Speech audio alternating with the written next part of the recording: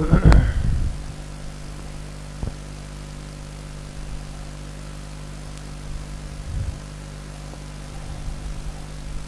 اللہ الرحمن الرحیم. کتاب الاستئذان والآداب عن رسول اللہ صلی اللہ علیہ وسلم. باب ما جاء فی افشاء السلام. حدثنا ہناد قال اخبرنا ابو معاویۃ عن الاعمش عن ابی صالح عن ابی ہریرۃ رضی اللہ تعالی عنہ قال قال رسول اللہ صلی اللہ علیہ وسلم والذی نفسی بیدہ لا تدخلوا الجنة حتى تؤمنوا ولا تؤمنوا حتى تحابوا ألا أدلكم على أمر إذا أنتم فعلتموه تحاببتم افشوا السلام بينكم. حدیث پاک کے درس میں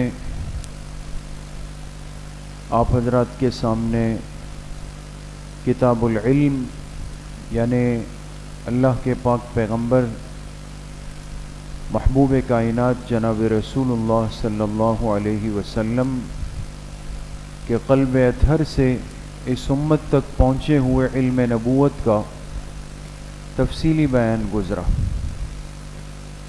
اس سے پہلے کتاب الایمان ایمان کا تذکرہ ہوا. اب اس کے بعد کتاب الاستئذان والآداب. استئذان کہا جاتا ہے اجازت طلب کرنے کو.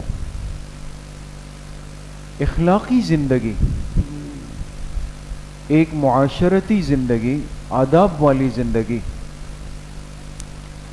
اور ہم بحیثیت ایک مسلمان کے اس کے پابند ہیں کہ ہماری زندگی کے گزارنے کا مزاج اور انداز اختیاری نہ ہو، خود ساختہ نہ ہو، بلکہ وہ اتباع سنت کے ترتیب اور طریقے پر ہو.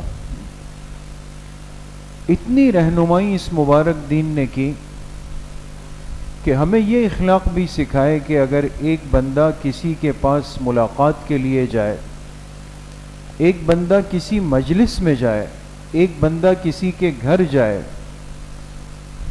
بلکہ ایک بندہ اپنے ذاتی گھر جائے اور اپنے گھر کے ایک کمرے میں داخل ہونے لگے، تب بھی یہ دین اس کو یہ تربیت دیتا ہے، اس سے تقاضا کرتا ہے کہ تمہیں بے دھڑک داخل نہیں ہونا. تمہیں تب بھی یہ اسلامی آداب سیکھنے پڑیں گے، کیسے جانا ہے، اجازت طلب کرنی ہے، پھر اس اجازت کا طریقہ کیا ہے، اس کے آداب کیا ہے، اس کا انداز کیا ہے، یہ ساری چیزیں ہیں دوست. تو پہلے ایمان کی بات ہوئی اس لیے کہ ایمان بنیاد ہے. ایمان کے بعد پھر علم، اس لیے کہ علم یہ ساری چیزیں انسان کو سکھاتا ہے کہ آگے کیسے بڑھنا ہے. اب علم کے بعد بہت ضروری ہے کہ ہمارے پاس اپنے مبارک دین کے اخلاق بھی ہو، ہمارے پاس آداب بھی ہو. دوسری بات میرے دوستوں بزرگوں یہ ہے کہ استئذان یعنی انسان کہیں جائے تو اس کو چاہیے کہ وہ اذن طلب کرے. اذن کے معنی ہے اجازت کے. قرآن کریم میں اللہ رب العزت نے بہت واضح اور آسان انداز میں اس کا تذکرہ فرمایا ہے. یا ایھا الذین آمنوا لیستأذنکم الذین ملکت ایمانکم والذین لم یبلغوا الحلم منکم 3 مرات. یہ بھی آیت کے اندر سکھایا کہ عمر میں فرق ہوگا. بعض بچے ہوں گے، بعض سمجھدار ہوں گے، بعض تمہارے خادم اور ملازم ہوں گے. اب ظاہر سی بات ہے کہ جس انداز سے ایک عام آدمی اجازت طلب کرتا ہے اس انداز سے گھر کا فرد نہیں طلب کرے گا، وہ بے تکلف ہے. پھر گھر کے افراد میں جس کی عمر جتنی کم ہے وہ اتنا نہ سمجھیں، اس کے لیے کیا حکم ہے. پھر وہ خادم، وہ ملازم جو بار بار آ رہے جا رہے آ رہے جا رہے، وہ کیا کریں گے. ہر چیز سکھائی گئی اس کے اندر. اب ہمیں دو باتیں دوستو یہاں پر سمجھنی ہیں.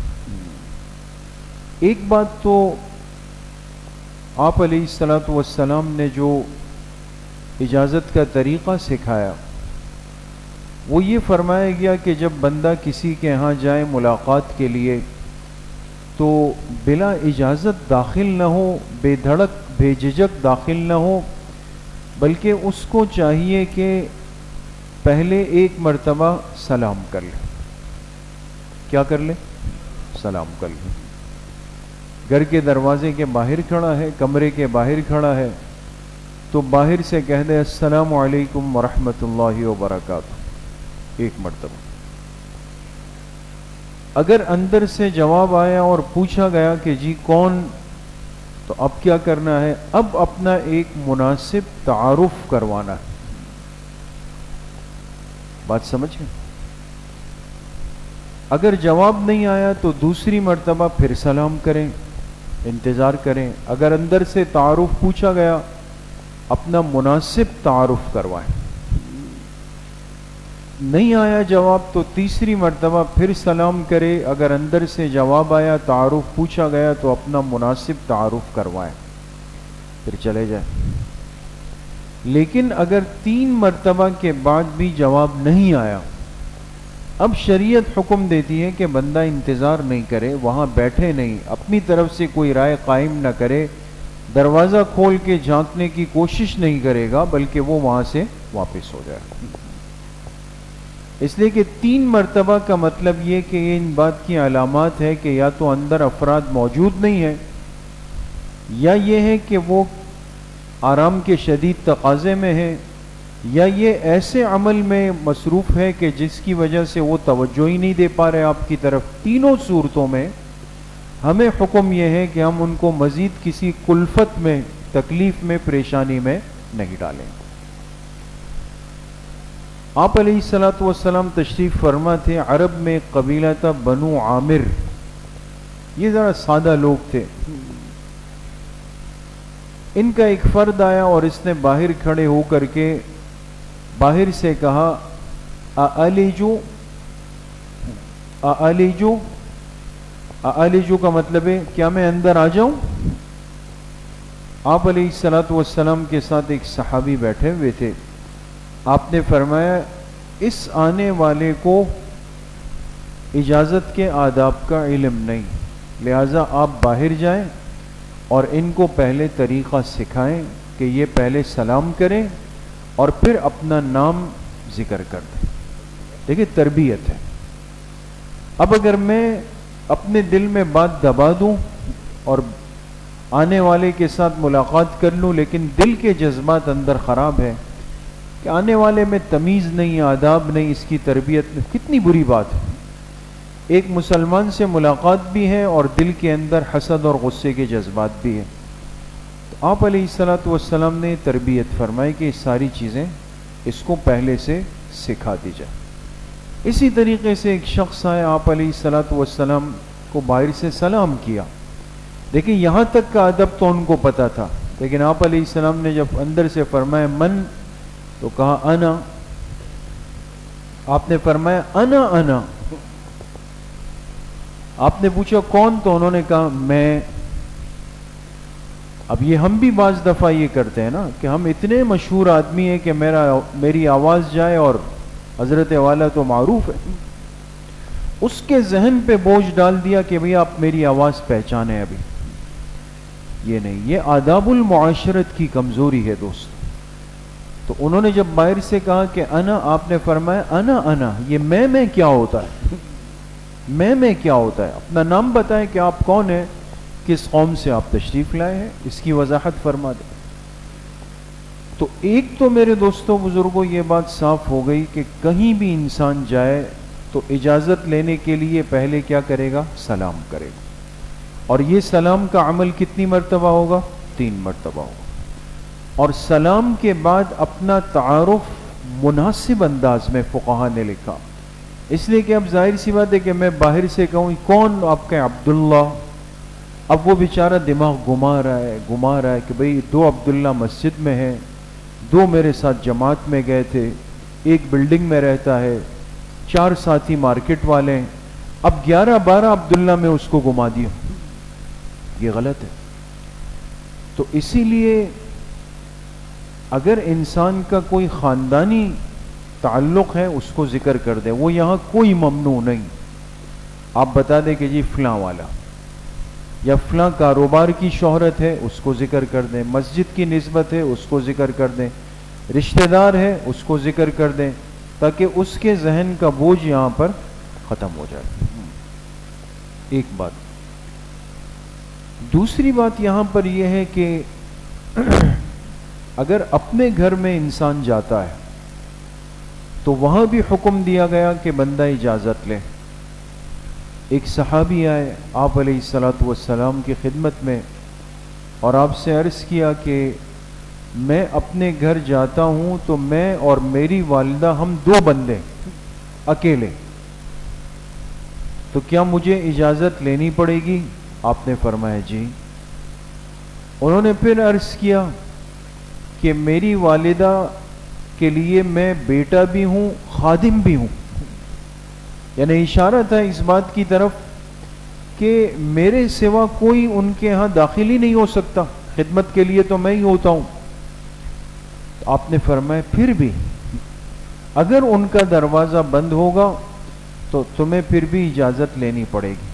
اس نے پوچھا اگر کسی اور کے آنے کا امکان نہ ہو پھر بھی؟ تو آپ نے فرمایا کیا تم پسند کرتے ہو کہ تم اندر جاؤ اور اپنی والدہ کو اس کیفیت میں دیکھو جس میں دیکھنا تمہیں پسند نہ آئے, یعنی نامناسب لگے تمہیں؟ تو انہوں نے فرمایا نہیں. آپ نے فرمایا اس لیے اجازت تمہیں بھی طلب کرنی پڑے گی. تو اس سے 2 باتیں علماء نے لکھا کہ 2 باتیں واضح ہو گئی دوستو, اور یہ باتیں ہمیں سیکھنی بھی چاہیے, عمل بھی کرنا چاہیے, اپنے بچوں بچیوں کو سکھانی بھی چاہیے دوستو. اس میں پہلی بات تو یہ ہے کہ بے دھڑک اور بے جھجک گھر کے محارم افراد کے پاس بھی انسان بغیر اجازت نہ جائے, اس لیے کہ اپنے ذاتی کمرے میں انسان بے تکلفی چاہتا ہے, مانوسیت چاہتا ہے. بعض دفعہ نیند کے لباس میں ہوگا, بے تکلف ہوگا, ممکن ہے کہ سطر سے لباس کچھ اوپر نیچے ہو, تو خدا نخواستہ اگر اس کیفیت میں جائے تو ایک بوجھ دل دماغ پہ آئے اور پھر ہمیشہ رہے. اور اسلام حیا والا سطر والا دین ہے, ان چیزوں کو پسند نہیں کرتا. ایک بات. دوسری بات علماء نے لکھی وہ بھی بڑی اہم ہے کہ یہ آداب اس لیے سکھائے گئے کہ بعض مرتبہ بندہ کسی ایسے کام میں لگا ہوتا ہے کہ وہ اس کام میں کسی دوسرے کو شریک نہیں کرنا چاہتا. اب مثال کے طور پہ ایک بندہ اندر بیٹھ کر کے اپنا کچھ حساب کتاب کر رہا ہے, مالی حساب کتاب کر رہا ہے, پیسے گن رہا ہے, کچھ لکھ رہا ہے, اور آپ بے دھڑک اندر چلے گئے, کتنا برا منظر ہوتا. کون آج پسند کرتا ہے دوستوں کہ آپ ایک چیز کر رہے ہو, آپ پیسے گن رہے ہو اور کوئی آ کے آپ کے سر پہ آئے, کتنا دل چاہتا ہے کہ اس کو چبا جاؤں ابھی یہاں پہ, کہ اس کیفیت میں کون چاہتا ہے اس طرح. یا اسی طریقے سے بعض دفعہ انسان کسی اشتہا تقاضے کی وجہ سے کوئی چیز منگا کے کھا رہا ہوتا ہے اپنے لیے ذاتی طور پہ, صبح سے کچھ نہیں کھایا, بیٹے سے کہا میرے لیے ایک بن چائے لے آؤ. اب ایک بن ہے ایک چائے ہے اور میں نے کہا جی حضرت میں آ گیا ہوں, تو مقصد ہے کہ اب مہمان بن کے بیٹھ جاؤں وہاں پہ. کتنی غلط بات ہو گئی. وہ ایسے عمل میں ہو کہ جس عمل میں وہ کسی کے آنے کو پسند نہیں کرنا چاہتے, اسی لیے دروازہ بند کیا. اس سے یہ بات بھی معلوم ہو گئی کہ اگر ایک انسان اپنے کسی ذاتی کام میں لگا ہوا ہے اور ہمیں محسوس ہو جائے, فوراً وہاں سے کچھ دیر کے لیے باہر ہو جائے. ہم میں بعض اتنے نادان ناسمجھ ہوتے ہیں کہ وہ یہ دیکھ لیتے ہیں کہ بھئی یہ اپنے ذاتی کام میں ہے, کوئی مشورہ ہو رہا ہے, کوئی رقم کی لین دین حساب کتاب ہو رہا ہے, نوٹ گنے جا رہے ہیں, جا کے وہاں پہ بیٹھ گئے اس طرح سائٹ میں.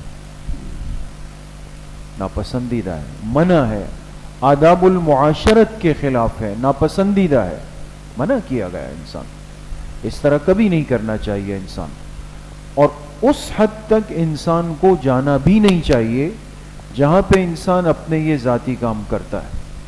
آپ نے دیکھا ہوگا آپ کسی کی دکان پہ گئے, ایک کاؤنٹر بنا ہوا ہے نا, اب کاؤنٹر کے اندر جو بیٹھا ہوا بندہ ہوتا ہے اس کے دخول کا جو رستہ ہے وہ کتنا چھوٹا سا ہوتا ہے, اتنا سا.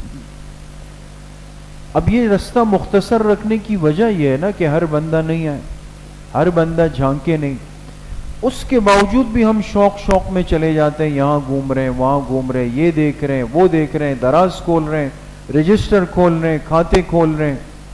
انتہائی غیر اخلاقی چیزیں ہیں دوستو۔ آج یہ اخلاقی معاشرت زندگی سے دور ہو رہی ہے، بہت زیادہ خراب ہو گئی ہے۔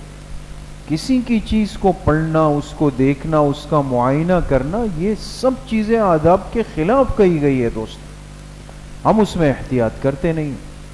آپ نے ایک نارمل سی چیز دیکھی ہوگی، اکثر کبھی بیان چل رہا ہے، کوئی ایسی چیز ہے، کسی ساتھی کے ذہن میں کوئی سوال آ گیا، اس نے پرچے پر پیچھے ایک سوال لکھ دیا، ہوتا ہے نا، سوال لکھ دیا اور کہا کہ بھئی یہ آگے حضرت تک بھیج دیں۔ اب حضرت تک جائے گا تو اس نے اس کو دیا، اس نے اس کو دیا، اس نے اس کو دیا، 4-5 فاصلوں کے بعد پھر آ کے حضرت تک پہنچے۔ لیکن بیچ میں جتنے حضرات کے بار بیٹھے ہوتے ہیں، محال ہے کہ کوئی بغیر مطالعہ کیے ہوئے پرچہ آگے بھیجے، وہ اس کو لازمی کھولیں، پہلے اس کو پڑھیں گے، پھر فولڈ کر کے پھر آگے بھیجیں، دوسرا پھر اس کو پڑھے گا، پھر اس کو آگے بھیجیں۔ ہم اس کو ایک بہت ہلکی چیز سمجھتے ہیں۔ حضرت مفتی اعظم پاکستان مفتی رفیع عثمانی صاحب رحمۃ اللہ علیہ، نام سنا ہے نا آپ حضرات نے، قریب کے ہمارے تمام اکابر کے استاذ ہیں اور مفتی اعظم پاکستان تھے۔ حضرت مفتی شفیع صاحب رحمۃ اللہ علیہ کے بڑے صاحبزادے اور جانشین تھے۔ اس موجودہ دور میں ہم سمجھتے ہیں، ہم جیسے طالب علم کے آداب المعاشرت کے باب میں انہوں نے جو تربیت کی اپنے طلباء کی اور علماء کی، ساتھیوں کی، شاید بہت کم۔ ایک دفعہ کیا ہوا، یہ بات ہمیں ایک عالم نے بتائی وہاں دارالعلوم کراچی، کہ ایک بڑی مجلس تھی، حضرت بیٹھے ہوئے تھے اوپر، جو حدیث کی مسند کی جگہ ذرا اونچی ہے، باقی اساتذہ بھی بیٹھے ہوئے تھے۔ ایک طالب علم نے کوئی سوال ذہن میں آیا، اس نے وہ رقعہ لکھ کر اس کو فولڈ کر کے بند کر کے حضرت کے پاس بھیجا کہ یہ حضرت مفتی صاحب کو دیا جائے۔ طلبہ کو تو پتا تھا کہ بھئی یہ چیز ہم نہیں پڑھ سکتے، تو وہ ہوتے ہوتے ہوتے اوپر جب اسٹیج تک آئی تو اسٹیج پر ایک نوجوان عالم بیٹھے ہوئے تھے، طالب علم بھی نہیں، ایک عالم بیٹھے ہوئے تھے حضرت کے قریب۔ تو طالب علم نے اشارہ کیا کہ آپ حضرت مفتی صاحب کو یہ پرچہ دے دیں اوپر۔ اس نے لیا، اب مفتی صاحب تو سارا قصہ دیکھ رہے تھے اوپر سے کہ پرچہ میری طرف آ رہا ہے۔ اس عالم نے کیا کیا، اس نے وہ پرچہ کھول کے پہلے پڑھا، پھر فولڈ کر کے مفتی صاحب کے پاس تو اسپیکر تھا، تو مفتی صاحب نے فرمایا پرچہ میرے لیے تھا آپ کے لیے تھا؟ حضرت آپ کے لیے۔ آپ نے کیوں پڑھا اس کو؟ آپ عالم ہیں، آپ کو اتنا مسئلہ نہیں پتا کہ یہ امانت میں خیانت ہے؟ ایک تحریر جو میری طرف بھیجی گئی، وہ طالب علم نہیں چاہتا ہے کہ کوئی اور اس کو ذاتی مطالعے میں لے آئے، آپ عالم ہو کر آپ نے اس کو پہلے پڑھ لیا، پھر مجھے پیش کر رہے ہیں، اب ضرورت کیا ہے اس کی؟ یہ میں نے ایک مثال آپ سے عرض کی، لیکن آج ہم ان کمزوریوں میں کس بری طرح مبتلا ہیں آپ خود فرمائیں۔ دوسروں کی چیزوں کو دیکھیں گے، خط آیا، کوشش کریں گے کہ اس خط کے اندر کیا ہے وہ بھی پڑھنے کی کوشش کریں گے۔ کسی نے اپنا موبائل دے دیا کہ جی میں وضو کر کے آ رہا ہوں، اس موبائل جیسی اہم امانت کے میسیجز میں جا کے اس کا ذاتی طور پہ پڑھ رہے ہیں، اس کو دیکھ رہے ہیں اور اس کو کچھ بھی نہیں سمجھ۔ یہ دوستو حیا، ستر اور استیزان کے حکم کے بالکل برخلاف ہے۔ اور اگر کسی نے دوسرے کی اس طرح تجسس کی کوشش کی، حدیث پاک میں فرمایا کہ جس نے کسی کے پردے کے معاملات میں جھانکنے کی کوشش کی، یعنی اس کو معلوم کرنے کی کوشش کی، اس کی موت سے پہلے اس کے معاملات کو اللہ ضرور دنیا پہ کھولیں۔ آج ہم اس کو معمولی سمجھتے ہیں، بعد میں پھر کہتے ہیں پتہ نہیں یہ کس نے میری باتیں اس طرح کر دی، ہر ایک میرے اندر تجسس کر رہا ہے، اس لیے کر رہا ہے کہ میں بھی اس کا مریض رہ چکا ہوں، اب حدیث مجھ پر صادق آ رہی ہے یہاں پہ۔ تو عرض کرنے کا مقصد یہ کہ یہ اسلامی آداب معاشرت ہے، اس میں ہمیں بہت سیکھنے کی، اس پر عمل کرنے کی اور اپنے چھوٹوں کی اولاد کی تربیت کی اشد ضرورت ہے۔ کوشش کریں گے انشاءاللہ۔ اللہ پاک مجھے بھی آپ سب کو صحیح عمل کی توفیق نصیب فرمائے۔ الحمدللہ رب العالمین والصلاة والسلام علی